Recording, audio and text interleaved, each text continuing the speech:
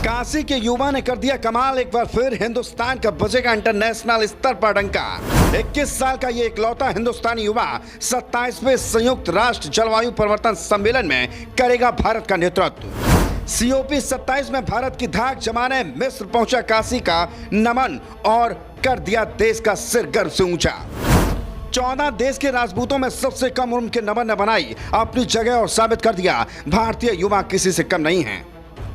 नमस्कार, मेरा नाम नमन कपूर है और मैं बनारस का रहने वाला हूँ। मैं सियांस पो पेरिस का एक छात्र हूँ और मेरे को नियमित किया गया है global alliance of universities on climate द्वारा COP27 अटेंड करने के लिए, जो इस साल शर्म एल शेख इजिप्ट में होगा। हम यहाँ पे युवाओं की सोच को आगे रखेंगे और कुछ विषयों पे केंद्रित रहेंगे, जैसे क्लाइमेट फाइनेंस और क्लाइमेट गवर्नेंस। यह इंडिया जैसे देश के लिए बहुत ही इम्पोर्टेंट टॉपिक है। बाबा भोलेनाथ की नगरी काशी जितनी अपनी सभ्यता के लिए विख्यात है, ठीक उसी तरह काशी के युवा अपनी काबिलियत का डंका बजा रहे हैं। एक बार फिर काशी ने पूरे भारत का सिर गर्व से ऊंचा कर दिया और काशी के 21 साल के नमन कपूर ने कुछ ऐसा कर दिखाया जिसकी किसी को उम्मीद नहीं थी। नमन की उपलब्धि पर जहां घर वाले फूले नहीं समा रहे हैं, तो वहीं हर हिंदुस्तानी उन पर गर्व कर रहा है।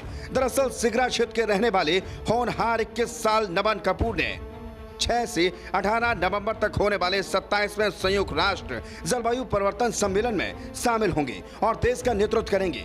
इसके लिए नमन मिस्र के शर्म एल शेख पहुंचे हैं। वो संयुक्त राष्ट्र फ्रेमवर्क कन्वेंशन और क्लाइमेट चेंज में जलवायु पर विश्वविद्यालय की वैश्विक गठबंधन का प्रतिनिधित्व करने के लिए चुने गए।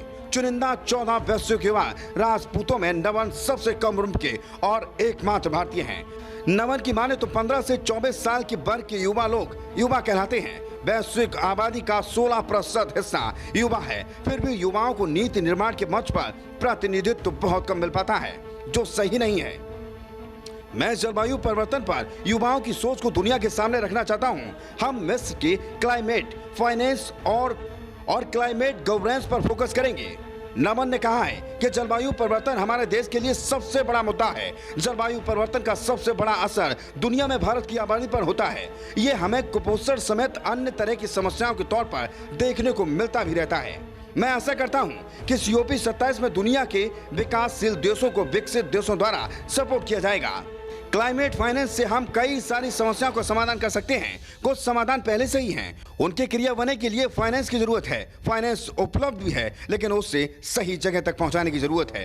युवा प्रतिनिधि मंडल जलवायु परिवर्तन से होने वाली समस्याओं के समाधान में योगदान देने के लिए स्थानीय ज्ञान को आगे ला सकता है। नमन ने कहा कि अक्सर देखा जाता है कि जो काम क्लाइमेट के लिए अच्छा होता है उसे लागू करना ठीक होता है। इस सम्मेलन में विस्तार से चर्चा होगी कि कैसे दुनिया भर की सरकारें जलवायु के लिए काम कर सकती हैं। ग्रीन प्रोजेक्ट्स दुनिया में कैसे लागू कराए जाएं। वाराणसी के सिगरा निवासी रेशम कारोबारी वैभव कपूर और साक्षी कपूर के बेटे नमन कपूर पेरिस स्थित संस्थान साइंस पोस्ट ग्रेजुएशन की पढ़ाई कर रहे हैं। वर्तमान समय में वो इजराइल में रीच मैन विश्वविद्यालय में 1 साल की एक्सचेंज प्रोग्राम पर हैं। नमन के दादा हर्षपाल कपूर उत्तर प्रदेश व्यापारी कल्याण बोर्ड के सदस्य हैं। नमन ने इंटरमीडिएट तक की पढ़ाई वाराणसी के आर्यन इंटरनेशनल स्कूल और होली हार्ट्स स्कूल और देहरादून के बेहम बॉयज स्कूल से की है। कोविड-19 की पहली और दूसरी लहर के दौरान वह वाराणसी में लोगों को भोजन, चिकित्सा आपूर्ति और सैनिटरी पैड जैसी बुनियादी जरूरतें प्रदान करने संबंधी विभिन्न परियोजनाओं से भी जुड़े थे। नमन की रुचि राजनीति, सरकार, व्यवसाय, विज्ञान और प्रौद्योगिकी क्षेत्र में है। रिपोर्ट मीडिया हलचल।